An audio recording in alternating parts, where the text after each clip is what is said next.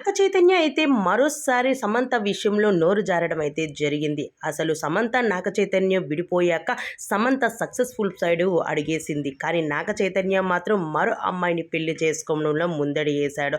అయితే ఇప్పుడు సమంత ఒంటరిగా మిగిలిపోయిన జీవితానికి మరోసారి మరో అబ్బాయితో అయితే జీవితం పంచుకోవాలని చూస్తుంది అంటూ ఇంకా సోషల్ మీడియా అంతా చెప్పుకొస్తూ ఉన్నారు. కానీ ఇంకా సమంత మాత్రం ఏ మాత్రం కూడా కన్ఫర్మేషన్ అయితే ఇవ్వలేదు.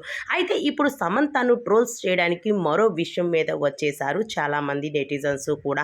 అసలు ఏంటి ఆ విషయం అంటే, సమంత మరో అబ్బాయిని పెళ్లి చేసుకుంటుందని, అలానే ఆ పెళ్లి చేసుకున్నాక కూడా తనతో ఉండదని కొంతమంది నెటిజన్స్ అయితే చెప్పుకురావడం జరిగింది. ఈ విషయం పైన నాగ చైతన్య స్పందించి, ఇది మాత్రం నిజం, ఎంతగానో ప్రేమించుకున్నాము, ఎంతో అంగరంగ వైభవంగా వివాహం చేసుకున్న మా వివాహ బంధానికి కూడా కొంచెం అనేది గౌరవమే లేకుండా నన్ను వదిలేసి విడాకులు తీసుకొని వెళ్ళిపోయింది. అలాంటప్పుడు నా మీదే లేనిది తన మీద ఎలా వస్తుంది? ఇది వీళ్ళిద్దరిది మూడు ముళ్ళ బంధం కూడా ఇంకా కాదు కదా. అలాంటప్పుడు ఎలా?